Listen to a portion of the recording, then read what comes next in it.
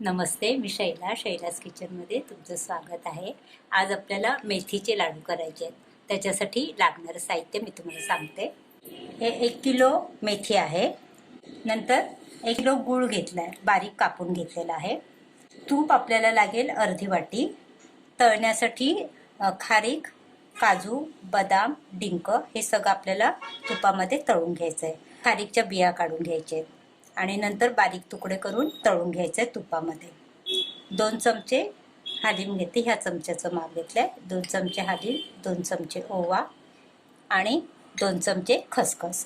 हे सुक्क आपल्याला भाजून घ्यायचे आहेत. ह्या 3 वस्तू सुक्या भाजून घ्यायच्या आहेत आणि ओवा आपल्याला मिक्सरला बारीक करून घ्यायचा आहे. नंतर सुकं खोबरं घेतलंय 3 वाटी, किसून घ्यायचं आपल्याला आणि खरपूस भाजून घ्यायचं आहे. आता आपल्याला हे मेथी छान खरपूस भाजून घ्यायची आणि नंतर मिक्सरला बारीक करून घ्यायची. आपल्याला मिक्सरला बारीक करून घ्यायची, चाळून घ्यायची. जर तुम्हाला जाडसर आवडत असेल तर तसंच ठेवलं तरी चालेल, नाहीतर मग एकदम बारीक पीठ हवं असेल तर चाळून घ्या. या वाटीचं माप घेतलंय. 2 वाटी तूप लागेल आपल्याला. लाडू जेव्हा आपण करायला घेणार ना तेव्हा आपल्याला कढईमध्ये 2 वाटी तूप टाकून नंतर हे सगळं मिश्रण आपल्याला त्याच्यात टाकून लाडू वळायचे. गॅस मोठा ठेवून आपल्याला मेथी भाजून घ्यायची. आता मेथी भाजून झाली आहे कसं ओळखायचं, तर थोडं तडतड तडतड असा आवाज येतो आणि छान सुगंध येतो. मग ओळखायचं की आपली मेथी भाजून झालेली. सतत परतत राहायचं, नाही तर मग खाली करते. आता आवाज यायला लागलाय म्हणजे आपली मेथी भाजून झाली आहे. आता आपण गॅस बंद करूया. अशाच पद्धतीने हे बघा, ही पण मी भाजून घेते. आता पूर्ण गार झालं की आपल्याला मिक्सरला लावून घ्यायचं. मिक्सरच्या मोठ्या भांड्यामध्ये लावायचं. आता आपण गॅस बंद करूया. पॅन गरम करायला ठेवलाय. ओवा, खसखस आणि हालीम भाजून घ्यायचंय. ओवा भाजून झाला, कोमट झाला की नंतर आपल्याला मिक्सरच्या छोट्या भांड्यातून पावडर करून घ्यायची त्याची. ओवा आपला भाजून झालाय, आपण आता काढून घेऊया. आता हालीम थोडेसे हलके भाजून घ्या. गॅस मी फास्ट केलाय. हे बघा, हालीम तडतड झाले की काढून घ्यायचे. आता गॅस आपण कमीच ठेवूया कारण पॅन गरम झालाय. खसखस भाजून घेऊया. गॅस स्लोच ठेवायचा आहे कारण खसखस पटकन भाजली जाईल. खसखस पण छान खमंग भाजून घेतले. काढून घेऊया आपण. कढईमध्ये तूप गरम करून घेतलंय. काजू, बदाम आणि खारीक आपण तळून घेऊया. काजू आपण तुपामध्ये फ्राय करून घेतले. तसेच आपण बदाम पण करूया.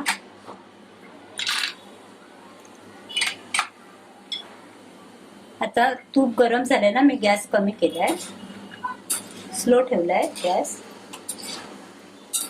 बदाम पण झाले आहेत तळून. आता खारीक टाकूया. गॅस स्लोच ठेवलाय. खारीक पण आपले तळून झाले आहेत. आता आपण काढून घेऊया. आता डिंक हे आपण सगळे टाकूया नको, थोडे थोडे टाकून तळून घेऊया कारण ते फुलतात ना, म्हणून आपल्याला थोडे थोडे टाकायचे.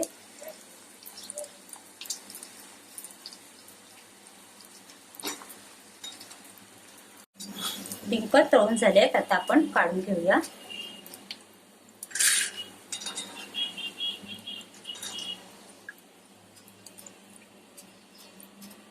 अशाच पद्धतीने आपण बाकीचा पण डिंक तळून घेऊया. हे बघा, डिंक आपला तळून झालाय. आता वाटीने ना किंवा पेल्याने त्याला एकदम असं बारीक करून घ्यायचं. तुम्हाला थोडं जाडसर आवडत असेल तर तसं पण ठेवू शकता किंवा एकदम बारीक करायचं असेल तर बारीक पण करू. गरम असतानाच करायचं आपल्याला. आता नंतर आता हे बघा, काजू, बदाम आणि खारीक आपल्या मिक्सरच्या मोठ्या भांड्यामध्ये त्याची पावडर, म्हणजे थोडंसं जाडसर असं ठेवायचं आपल्याला. नंतर ओवा मिक्सरच्या छोट्या भांड्यामध्ये लावून घ्यायचं आहे. खसखस आणि हालीम आपल्याला डायरेक्ट टाकायचं आहे. ओवा आपल्याला मिक्सरला लावून घ्यायचं आहे बारीक पावडर करून. डिंक आपल्याला असं पेला वापरून दाब देऊन असं बारीक करून घ्यायचं आहे. सुकं खोबरं आपण 3 वाटी किसून घेतलेलं, ते हलकं एकदम गोल्डन ब्राऊन कलर होईपर्यंत भाजून घ्यायचंय. खूप एकदम डार्क नाही करायचंय. हे बघा, आता असं एवढं झालं ना, बस. आता आपण गॅस बंद करूया. मेथी मी बारीक करून घेतली आहे. आता आपण चाळून घेऊया.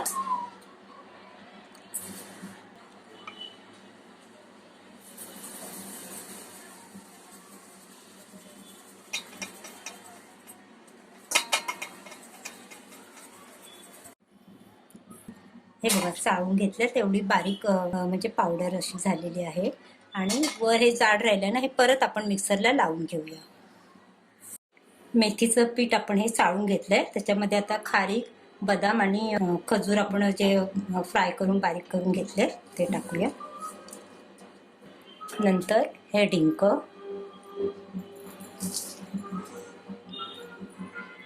ओवा, खसखस,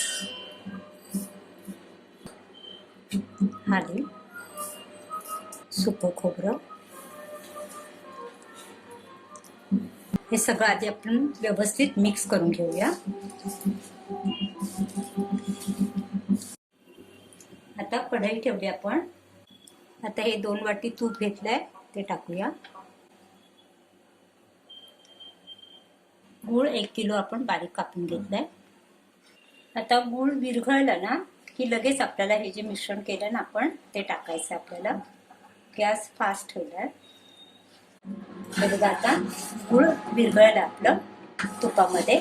आता आपण जे मिश्रण आहे आपलं मिश्रण आपण टाकून घेऊया.